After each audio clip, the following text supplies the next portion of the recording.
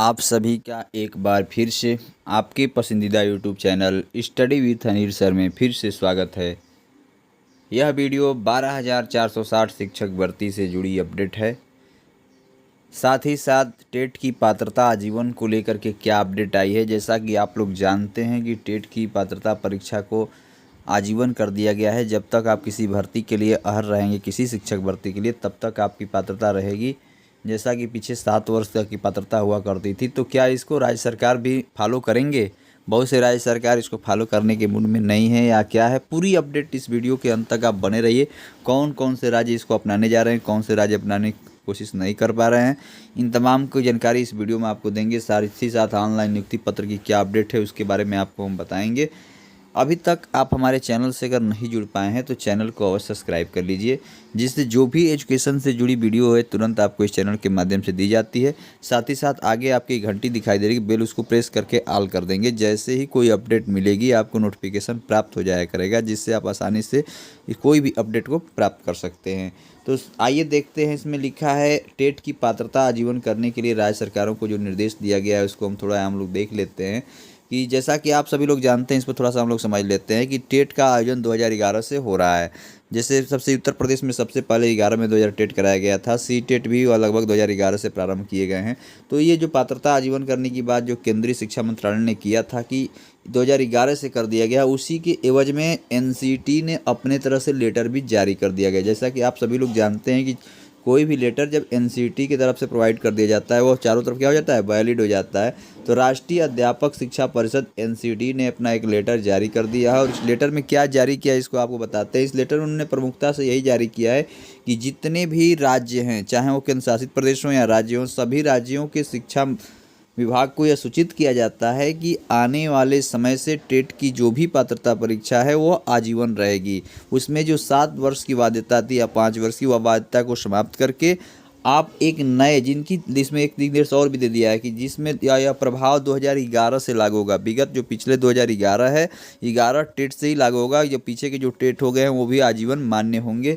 हाँ, एक शब्दावली इसमें और भी इन्होंने यहाँ पर जोड़ा है कि हो सकता है 2011 टेट हो, 12 टेट हो, 14 टेट हो, 16 टेट हो, जो भी पीछे के टेट है और जिनकी पात्रता समाप्त हो गई है, तो उनके लिए नए सिरे से आप फिर से क्या करेंगे, टेट की पात्रता का एक अलग से प्रमाण पत्र जारी करेंगे जिसमें आजीवन वैधता लिखी रहेगी। तो सभी राज्यों को निर्देश दे दिया गया है।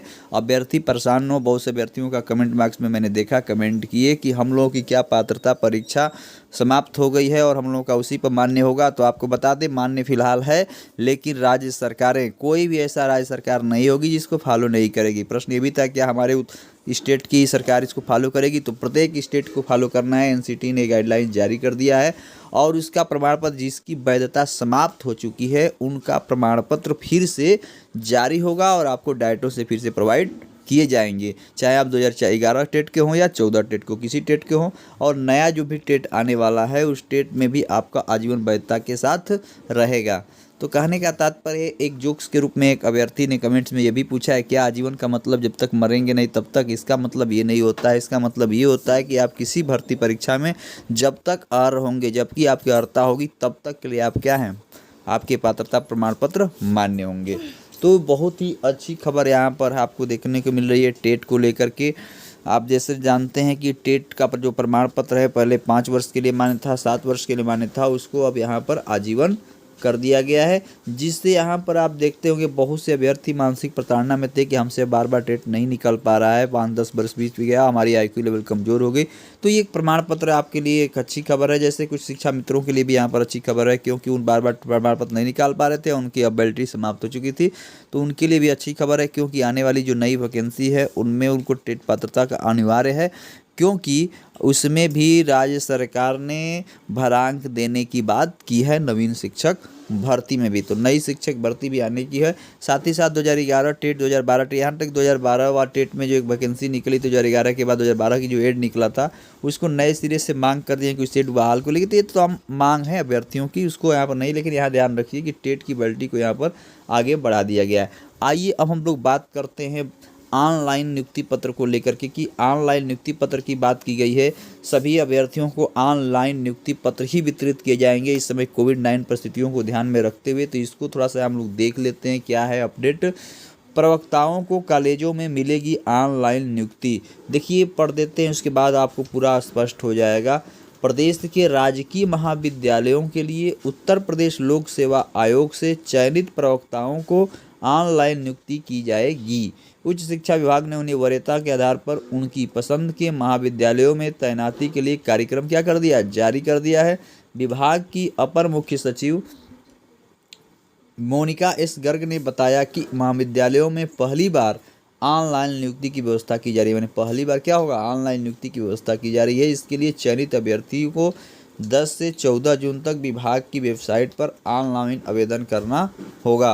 15 जून को उनके आवेदन की समीक्षा की जाएगी और 16 जून को नियुक्ति का आदेश जारी किए जाएंगे। मैंने 16 जून तक नियुक्ति का आदेश जारी कर दिए जाएंगे। तो ये है उच्च शिक्षा विभाग ने एक कार्यक्रम जारी किया है नियुक्ति पत्र को लेकर के। अब बात करते हैं 12,460 शिक्षक भर्ती को लेकर के। तो जैसा कि आप जानते हैं कोविड-19 की परिस्थितियां चल रही हैं और जो भी लोग हों इस भर्ती को जो प्रयास कर रहे हैं जल्द से जल्द भर्ती को पूरा कराने के लिए, अगर स्थिति में अगर आप जुलाई अगस्त तक भर्ती को पूरा करा ले जाते हैं तो आपको भी ऑनलाइन नियुक्ति पत्र मिल सकता है।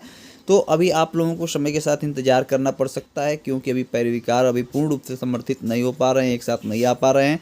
नई कोर्ट में भी सुनवाई कोई अपडेट आई है, जैसे कोई अपडेट आएगी आपको समय समय से दी जाएगी।